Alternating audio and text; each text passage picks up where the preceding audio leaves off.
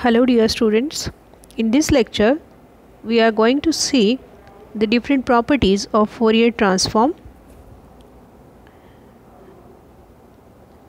There are different properties of Fourier transform. First property is linearity. This question has been asked many times in the examination.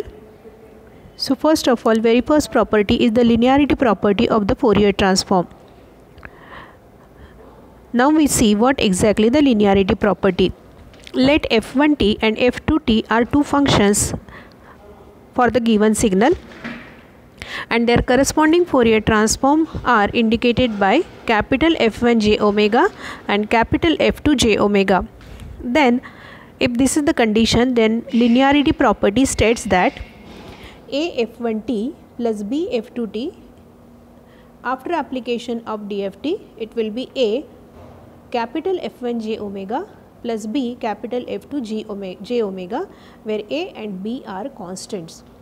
So that means if we multiply each function with some constant, then after application of DFT the resultant Fourier transforms are also multiplied with the same factor.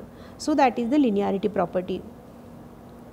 Next property is time reversal property. In time reversal property, let f1t is the function, its Fourier transform is f1 j omega, omega is the angular frequency. Then time reversal property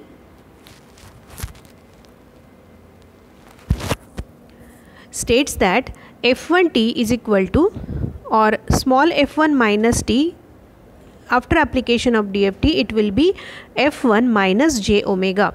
So this is the time reversal property. So if the time is reversed in the function, the same is reversed in the after application of the Fourier transform. So that is the time reversal property. Another property is time shifting property. Let f1t is the function, its Fourier transform is f1 j omega. Then time shifting property states that f1 t minus t0, after application of DFT to this particular f1 t minus t0, we get f1 minus j omega into a minus j omega t0. So this is the property which is called as time shifting property. Here instead of t, f1t is the original function of the signal, and as the time is shifted we have to write here f1 t minus t0. That means by t0 amount of time that signal is shifted, and if we apply the Fourier transform to this function, shifted function, then we get f1 minus j omega into e raised to minus j omega t0. Next property is time scaling property.